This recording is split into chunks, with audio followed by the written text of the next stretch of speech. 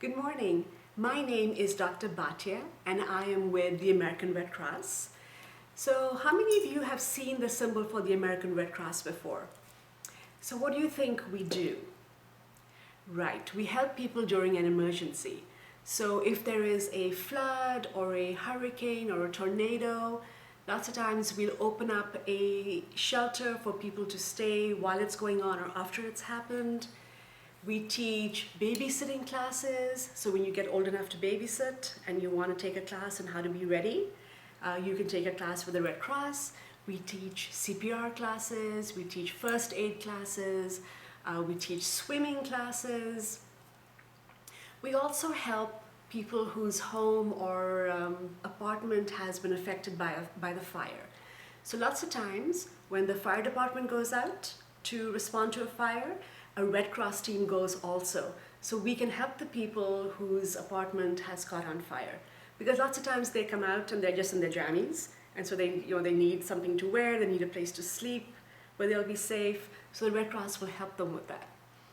And so I'm here today to talk to you about the Pillowcase Project, which is going to teach you a lot of information about being ready to cope in an emergency, how to handle yourself, how to prepare for it, how to stay calm during it. And that will be all the stuff that we'll do today. Now, a few years ago, there was a big storm called Hurricane Katrina. And we found that a lot of people were coming to our shelters with their stuff in pillowcases. So we thought, hey, what a great way to teach people how to be prepared using pillowcases. And that's why it's the Pillowcase Project. So today, at the end of today, you will be receiving one of these. And as you can see, we've been given money by the Disney company to help teach you how to be prepared in an emergency. Now, I keep using this word emergency. What is an emergency? Exactly. So when something bad happens and you have to take action immediately, you can't just ignore it, that's an emergency.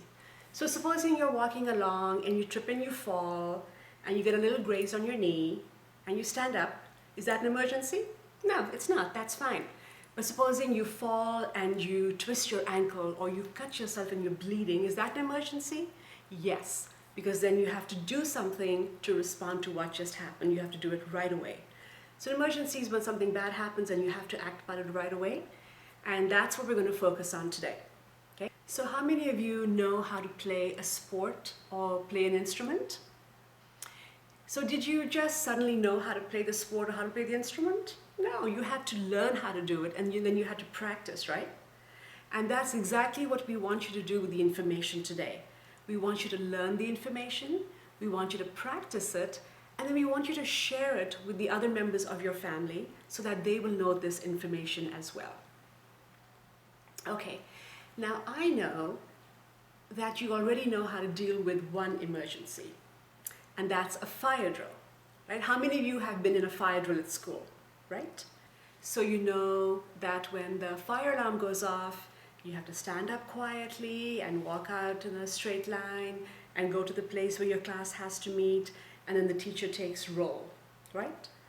Now, supposing you're at your spot on the playground or wherever you meet, do you think, I left my favorite pencil upstairs, I better run upstairs and get my pencil? No, not at all. You have to get out and you have to stay out because fires spread really quickly. And so it's really important that once you leave the building, you don't come back in until the firefighters say it's okay to come back and it's safe, okay? So I want to start by having you get ready to deal with a home fire, okay? Now, how many of you can tell me what this is? That's right, this is a smoke detector. What does the smoke detector do? So when there is a fire, it releases smoke in the air, and this picks up on the presence of smoke and it makes a very loud noise. So I'm going to press it. Here we go. It's going to be loud, right? Very loud noise. It's to get your attention to say, hey, this is an emergency. Take action, do something quickly. So when you hear the smoke detector, we want you to get out of the house. Now, where are you going to go? And this is where we want to learn and practice. So I'm going to give you your workbooks. Hand out these workbooks. And let's open to page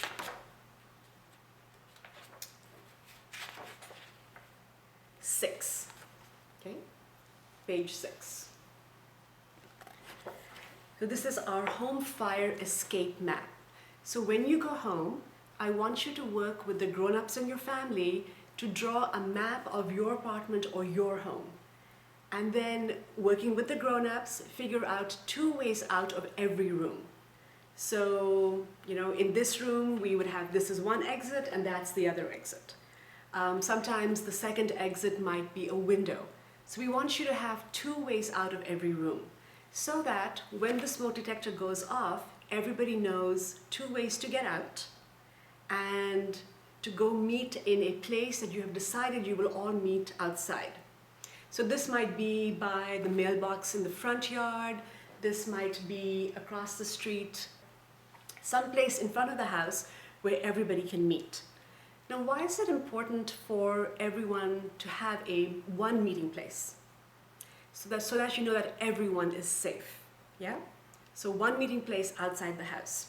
Well, after you draw this map, we want you to have a practice session. We want your family to practice having a fire drill.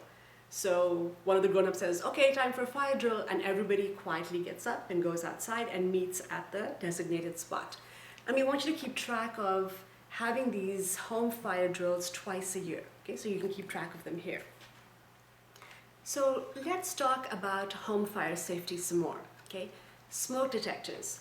It's very important that you have smoke detectors outside every bedroom and in the kitchen in your house, so that it can alert you if there is smoke in the air and that there might be a fire. Now, smoke detectors work on batteries. Here's a battery on this one. And if it doesn't have a battery or the battery is dead, it's not going to alert you, it's not going to save your life. So it's really important that the grown-ups check the battery on the smoke detector in the house or the apartment once a month. Okay, so you push the button and you make sure it's working. Now, when the battery is getting low, lots of times it'll go chirp, chirp, chirp, chirp, not this loud noise.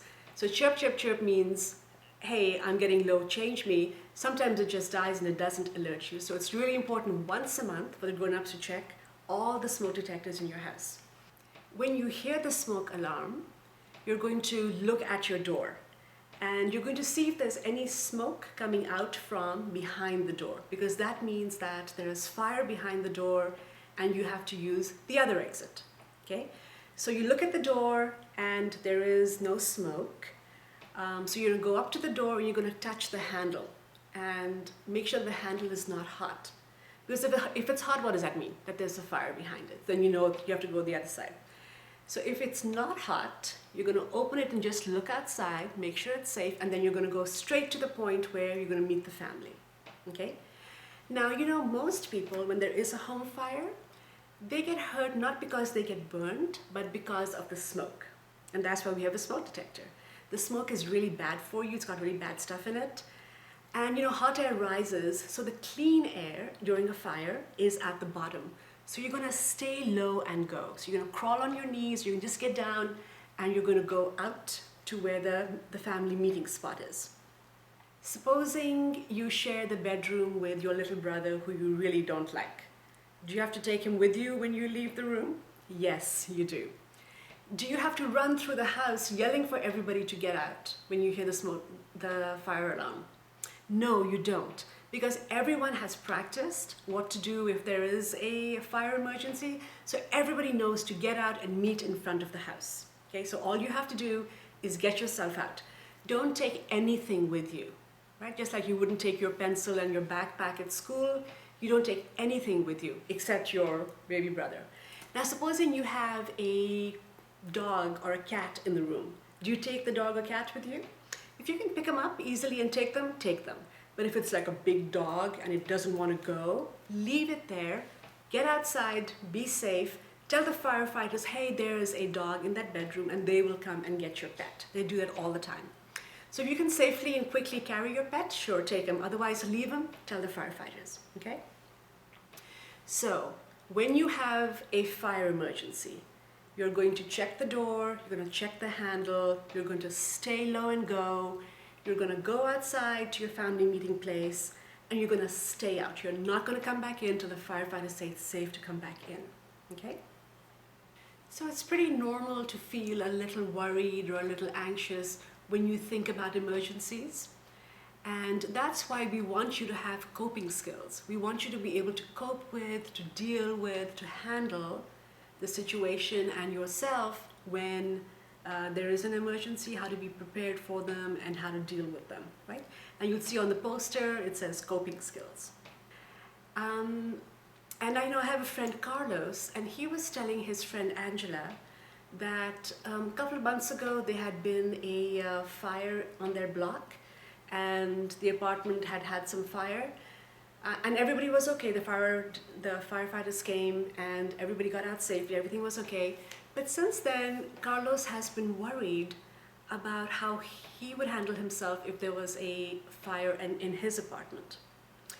So what can Angela tell Carlos about how to handle a fire emergency at home? Right, so she can tell him, make a home fire escape plan, right? So 2 ways out of every room.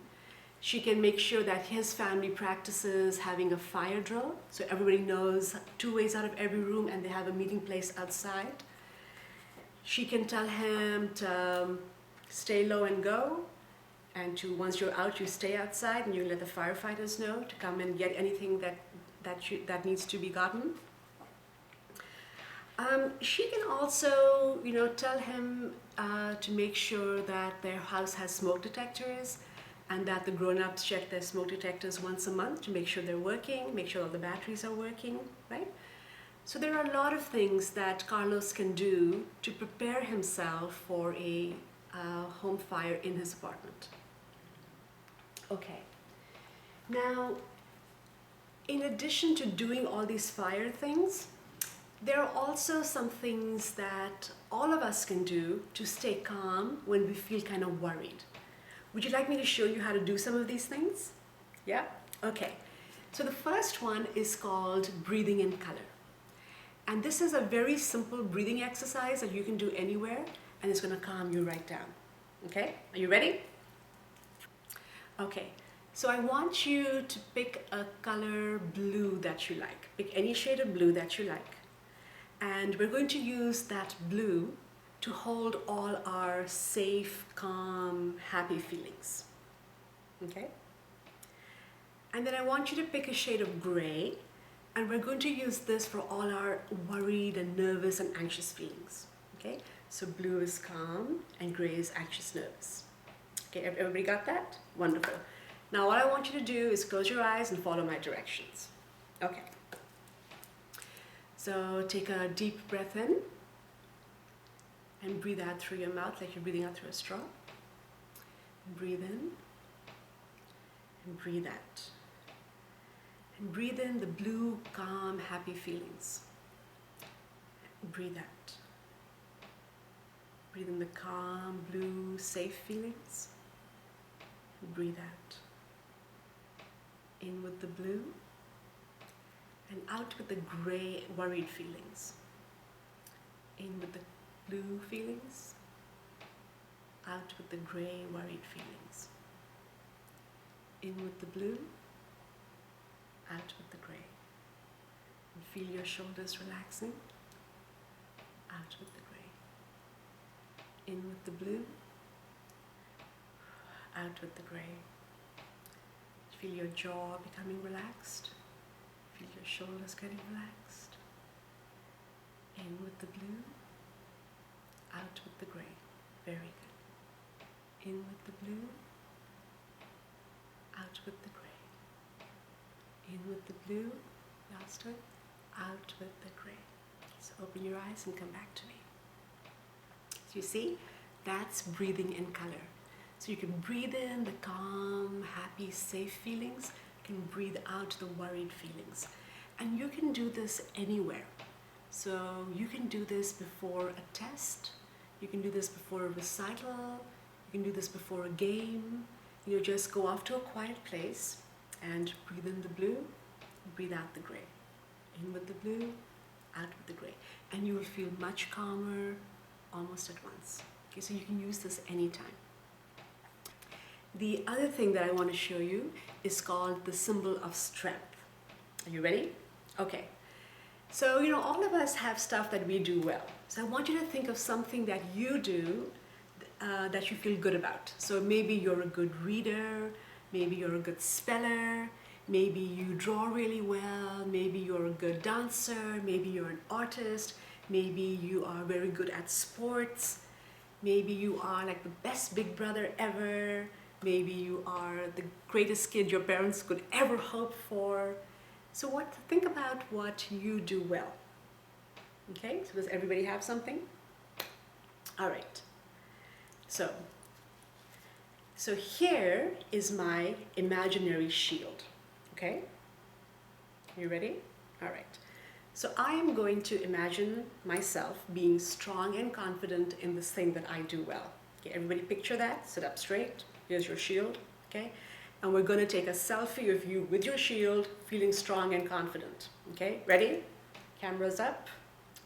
1, 2, 3, click. And transfer your picture onto your shield. There it is. Okay? So you now have a shield that has a picture of you being strong and confident. Now, is this a real shield?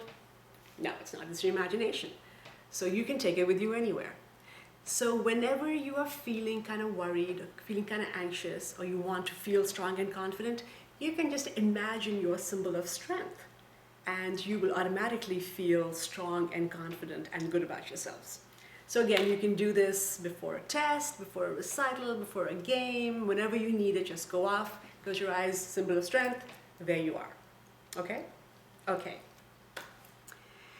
Now, another part of being prepared for emergencies is having a communication plan. So you know how we talked about when you have a home fire, having a place for everyone to meet outside. Why is that important? So that everybody knows that you're safe. Well, sometimes, you may be at school and your adults may be at work, and something might happen where you can't get back home, you can't meet at home. So it's really important to have a place that all of you know you will meet instead of going home. So this might be the local grocery store, or this might be the local bank, or this might be the post office. So some place where everybody knows that they have to meet if you can't meet at home. Okay, so rather than everybody going different places, you get picked up from school and your adult takes you there, and the other adults come here, and your brother and sister comes there. So everybody has a place that they know they're going to meet during an emergency. Okay? It's also very important to have a way to be able to contact each other in an emergency. So if you look at page 8, this is our emergency communications plan. So this is a really good thing to keep on the fridge at home, to fill this out with the adults in your family. So this has your home address, it has the contact information, the cell phones, for all the people living with you who have cell phones, okay? If we get separated in an emergency, the meeting place near our home is where? And that's where you put the grocery store or the bank or the post office. It's also good to have one contact person who is like outside Florida, who you can contact to say, hey, we're okay. So supposing we had, a tornado or something, and the phone lines went down, and people hear that there was a big tornado in Florida, and they're all trying to call you, and the phone lines aren't working. So it's really good to have maybe grandma in Georgia. So your adults call grandma in Georgia and say, Grandma, we had the tornado, everybody's okay, please let people know. And then grandma can tell everybody else. So she becomes the communication person outside Florida who can let people know. So it's important to have, a place outside your home in a fire, a place outside your neighborhood for an emergency, and then a contact person outside Florida who can help get the word out to the rest of the family saying, hey, they're okay. Okay? So this is where you would keep track of that as well.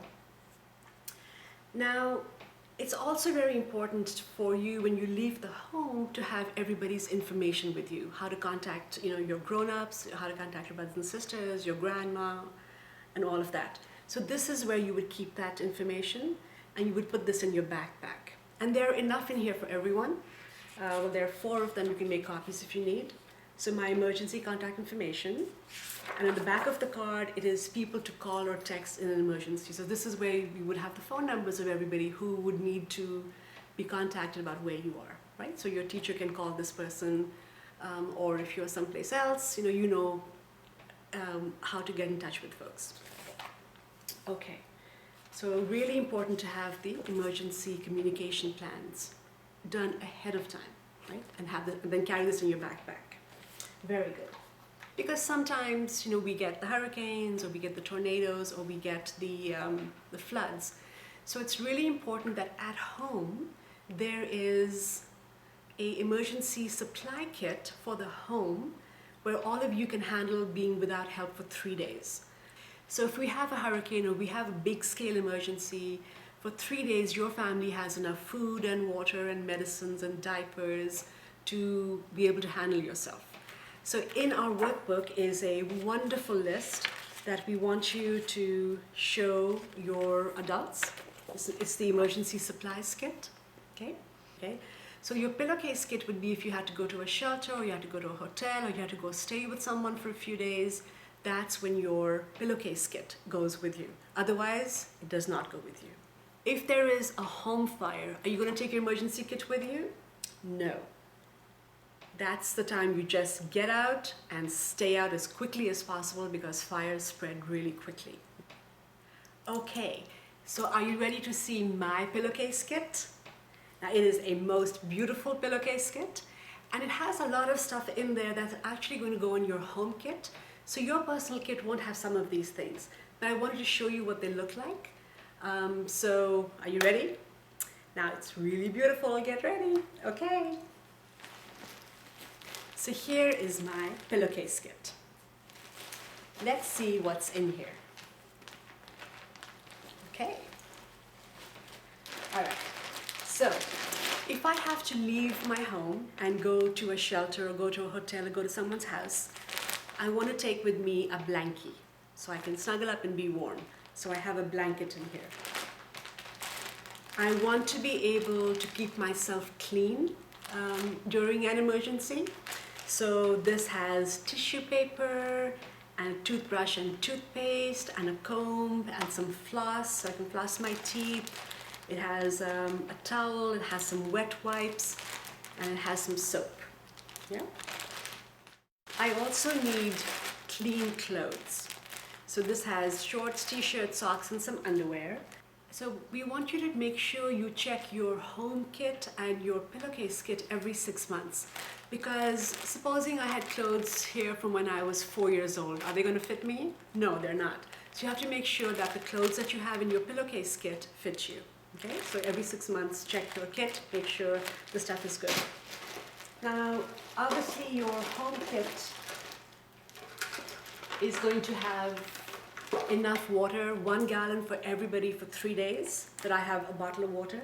I also have a little Nalgene bottle, so that, if I have a water fountain, I can just refill it from the water fountain. And then I have some snacks. Now again, the home kit will have most of the food. I just have a few things in here. So let's see what I have.